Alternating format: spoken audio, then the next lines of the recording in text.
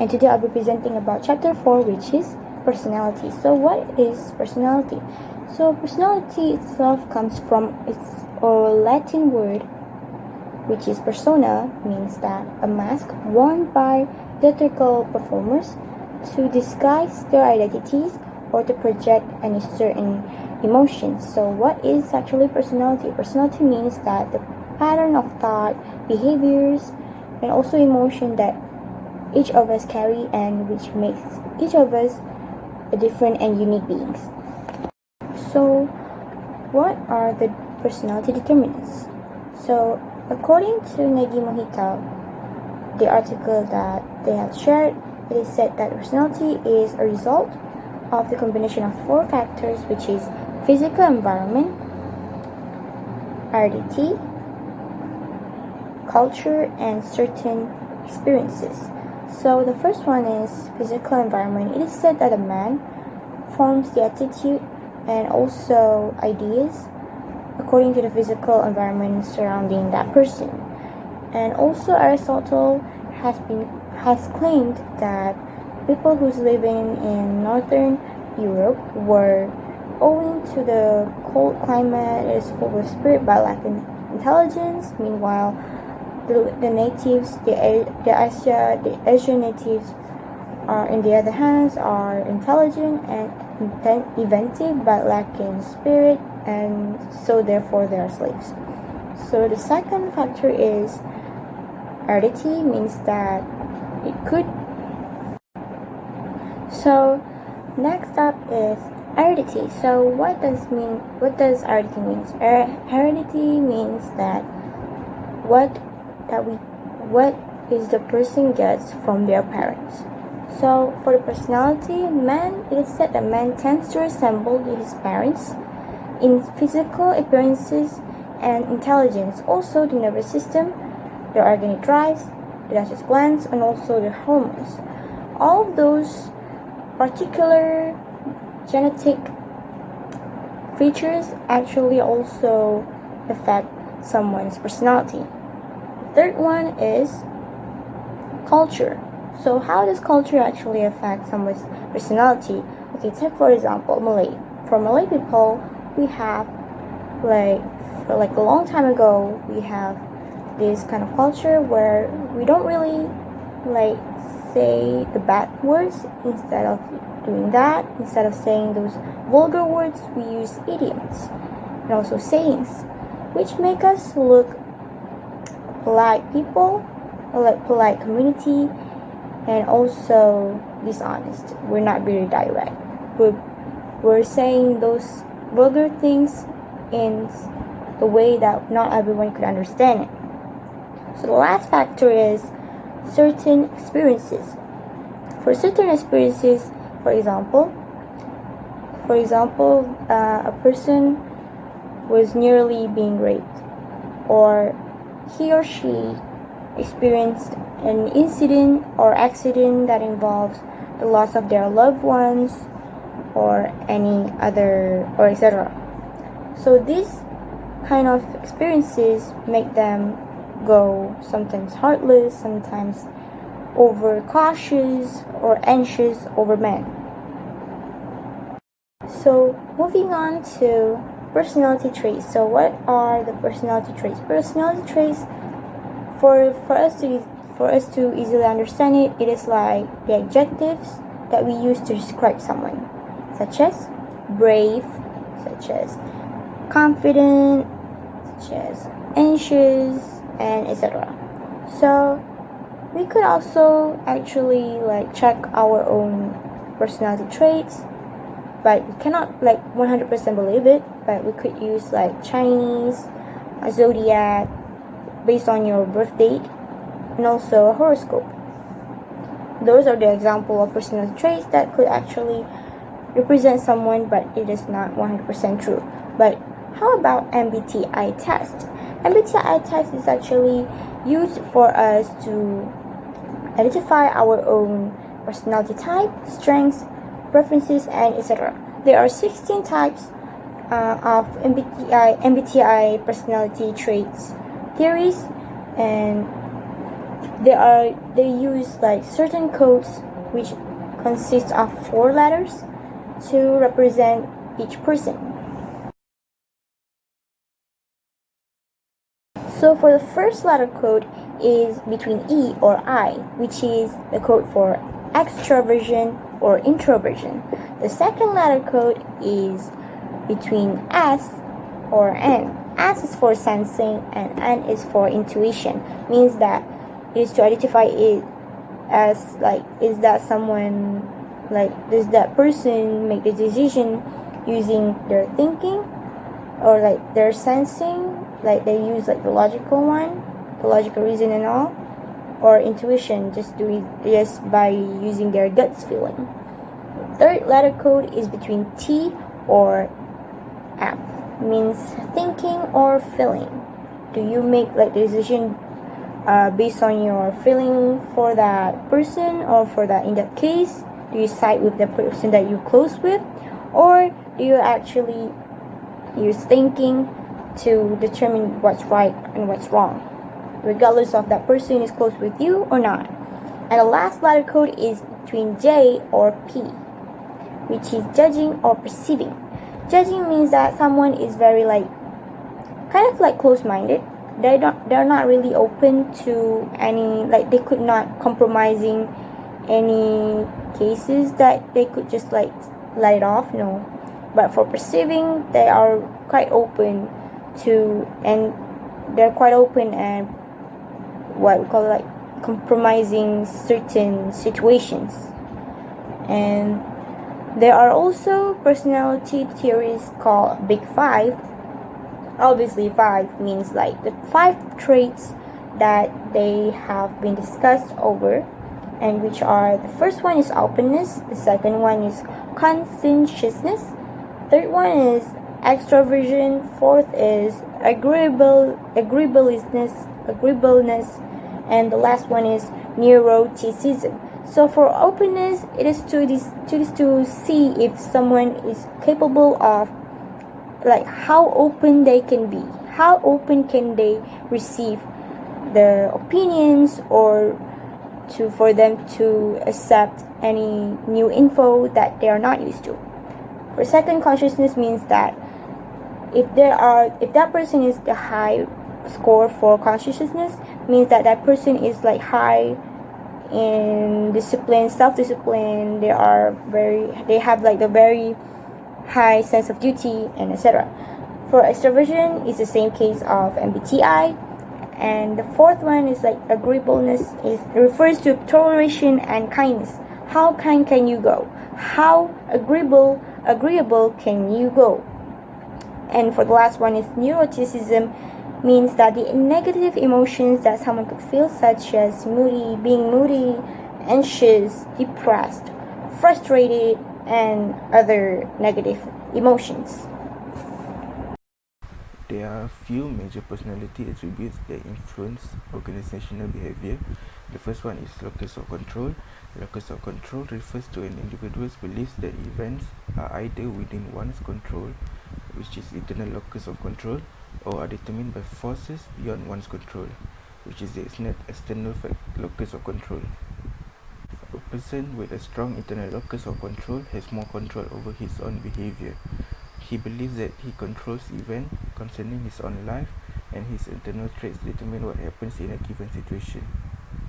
Meanwhile, a person with a strong external locus of controls feels that outside forces are affecting the events in his life, and he is at the mercy of destiny, chance, or other people. He believes that everything will happen by the will of God, and nothing or nobody can stop it. The next one is Machiavellianism, which is a personality trait that sees a person so focused on their own interests that they will manipulate, deceive, and exploit others to achieve their goals. After that is self-esteem and self-monitoring. Self-esteem refers to the feeling of like or dislike for oneself. Self-esteem is a degree of respect a person has for himself. While self-monitoring is a personality trait that measures an individual's ability to adjust his or her behavior to external situational factors. The next one is risk-taking. It is the propensity of people to assume risks or avoid risks. Various from person to person depending upon the willingness of the people to take chances. These human traits will affect the decision-making capability of a manager. This individual personality trait will determine how long will it take for a person to take a decision or how much information will be needed before he takes a decision. Other than that is type A and type B personality. People who are impatient, aggressive and highly competitive are termed as type A personality, but those who are easygoing, laid back and non-competitive are termed as type B personality. Type A people tend to be very productive as they work very hard. Their negative side is that they are very impatient, good team players, more irritable and have poor judgment. Type B people do better on complex tasks involving judgment and accuracy rather than speed and hard work. And the last subtopic for this chapter is achieving personality job fit. Person job fit is defined as the compatibility between individuals and the job or task that they perform at work. This definition includes compatibility based on employee needs and job supplies available to meet those needs, as well as job demands and employee abilities to meet those demands. Theory that are related to this topic, which is Holland's theory, that said most people fit into one of the 6 personality and work environment type, which is realistic, artistic, investigative, social, enterprising and conventional. Artistic people works best when engaging in physical activities that require strength and coordination. Investigative person are generally known as the thinkers and are curious, analytical and logical. Artistic are original, non-conforming and overall quite spontaneous. Social people are helpful, kind and friendly. Enterprising people, also known as persuaders, are enthusiastic, motivational and dominant.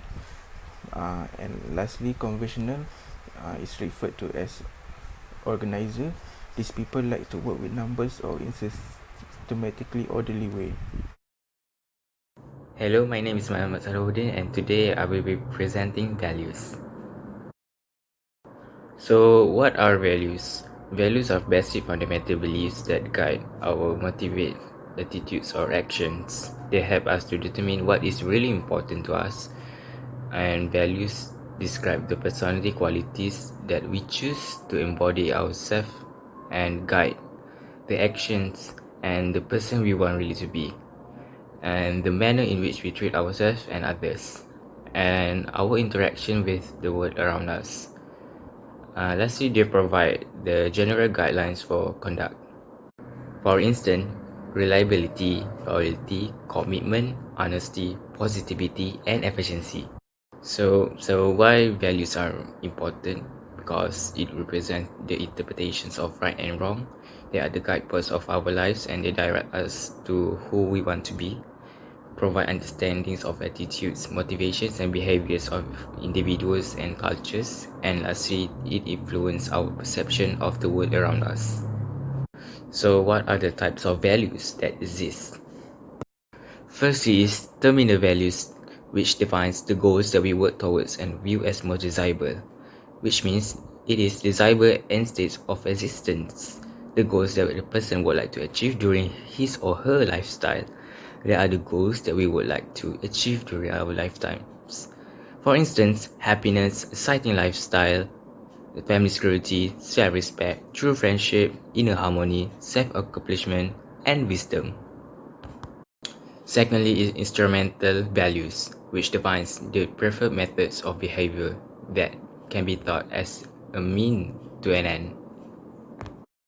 So instrumental values defines that deal with views on acceptable modes of conduct means that achieving the terminal values. These include being honest, sincere, ethical, and being ambitious. These values are more focused on personality traits and character. For instance, ambitious, courageous, intellectual, independent, polite, imaginative, honest, and forgiving. So next is organizational values. So what is organizational values? Organizational values guide your organization's thinking and actions. You can think of your organizational values in terms of dimensions of pro-social, achievement, and artistic. Your values are your corporate culture. To elaborate more from my 3 types of organizational values, that is pro-social dimensions, achievement dimensions, and artistic dimensions. So for pro-social dimension, it defines that it is not for-profit purposes. It has a responsibility to provide community access to their performance and remove economic and cultural barriers to attendance and educate social value in the organization. And secondly is achievement dimensions, that defines public recognition and claim organizations' creativity, activity, and some part in particular strive in external recognition. And lastly is artistic dimension, that defines the top priority is internally focused on creativity, innovation, and artistic dependence within the organization. So how do you find organizational values in organizations?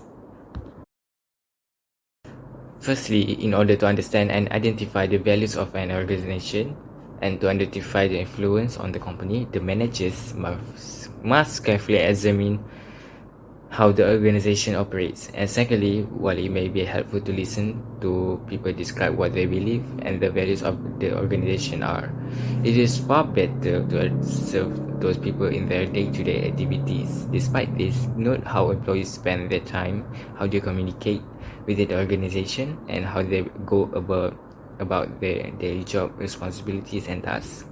And lastly, although values are often difficult to define, they are usually revealed by employees' action and thinking, how they set their priorities, and how they allocate their time and energy. And despite this, an employee's actions are more revealing than words. Assalamualaikum, I'm Fatinah, and I'm going to present about the last chapter of this project, which is perception. There are 4 subtopics in this chapter, and I'm going to present 2 of them. Firstly is, what is perception? Perception is the organization, identification, and interpretation of sensory information in order to represent and understand the environment.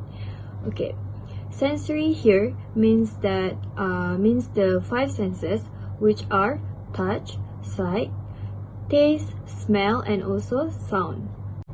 In other words, it is the process of interpreting something that we see or we hear in our mind and use it to later to judge and give a solution on a situation, person, group, and others. There are 4 stages of perception, which are receiving, selecting, organizing, and the last one, of course, interpreting. Why perception is important? Perception is very important in understanding human behavior because every person perceives the world and approaches life problem differently. Whatever we see or we feel is not necessarily the same as it really is. For example, when we buy something, it doesn't mean that that thing is the best for us, but because we take it to be the best. Perception is also important because if we want to get along with others to try to see things from their perspective or walk in their shoes for a while. For example, if we walk in their shoes, we will get a new perspective about things and we can help other people. The last importance is that, of course, for a manager who wants to avoid making errors when dealing with people and events in the work setting.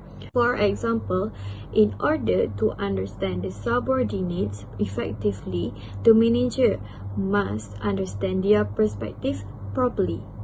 This is because all the subordinates must have the same perspective on the organization goals. Secondly is the factors that influence perception. The first factors is factors in the situation, which is external and internal factors. Factors in the situation are such as time, work setting, and also social setting. For the work setting, it is like an organization setting where if people are given an opportunity to interact in a friendly work environment, they become more trustworthy and also less defensive.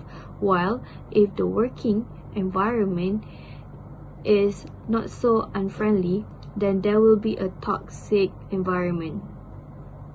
The next one is factors in the perceiver, which is internal factor. For motives or unsatisfied needs may make a strong influence on their perceptions. For example, in an organizational context, a boss who is insecure perceives a subordinate's efforts to do an outstanding job as a threat to his or her own position. The personal insecurity that the boss has can be transferred into the perception.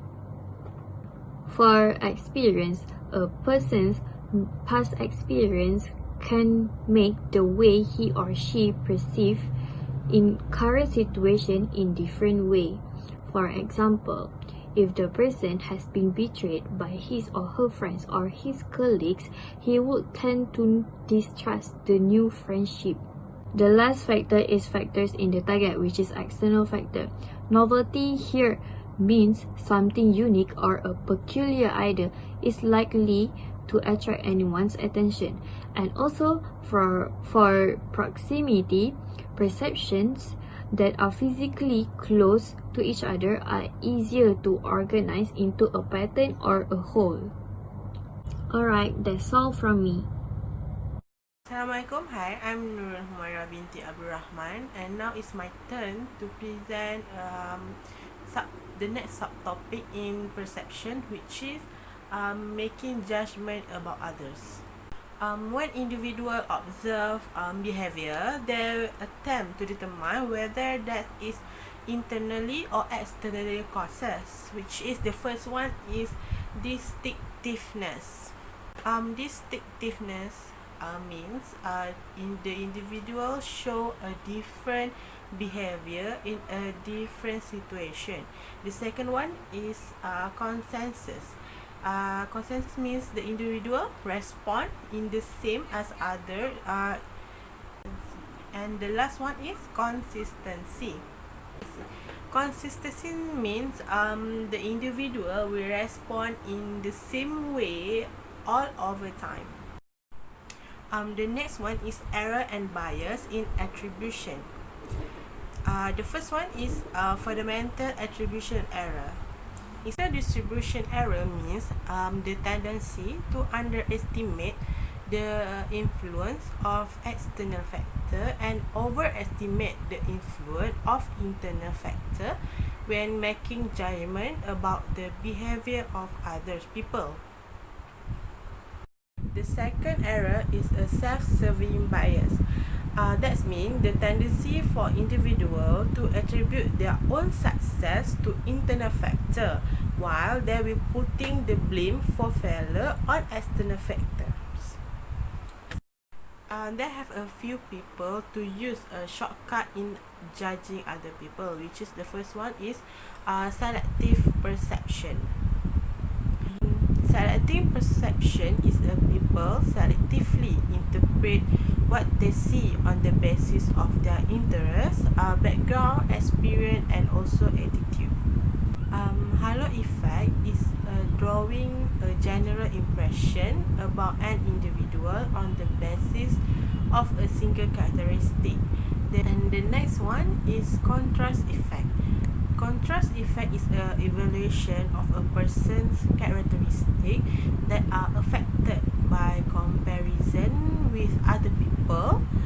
Recently, to encounter who rank higher or lower on the same characteristic. So this is projection. Projection is attributing one's own characteristic to other people. This is the last one is stereotyping. Typing is when an individual judging someone the basis of one's perception of the group to which that person belong. That's all from me and Fatinah. Thank you.